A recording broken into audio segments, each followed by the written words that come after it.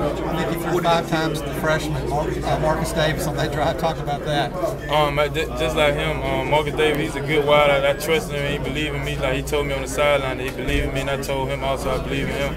So I just took what the defense gave me. They were playing off, and then we just called, the coach called, and then we just able to execute. Kind of talk about the play where you caught your own pass. What did you do when the pass was tipped and you caught it back? What did you think then? What was going on? Oh yeah, I really made a bad read on it because the corner he trapped, and then that's when I really supposed to keep the ball. But I just went with my instincts. I threw it, but it bounced off his chest, and I was able to just go with my instincts, just snatch the ball back down, and able to make a big play. How tough of a throw was that to make for the game-winning touchdown?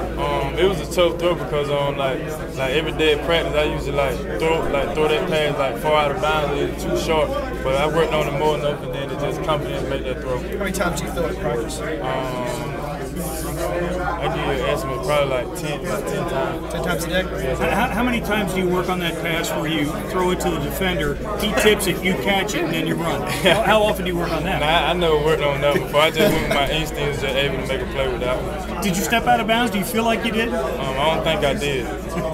You talk about your mindset, just going to that last drive and kind of just staying under control, not making any, not forcing any throws and stuff like that. I just went out there with the mindset that we were gonna win this game, and then just try not to make no mental mistakes, and then I was just able to do that and then just execute well.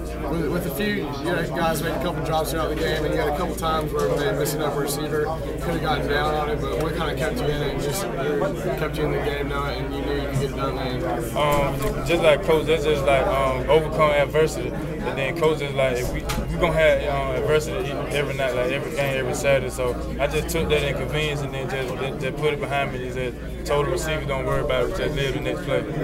Talk about freshman Marcus Davis and how he's grown up. And I mean, you guys were kind of in the same boat, being new, and just talk about his development. He developed well tonight because he came through on some of those catches. I know he had dropped one, but I told him, don't worry about it. I was gonna come back to him. But then again, he played awesome tonight also.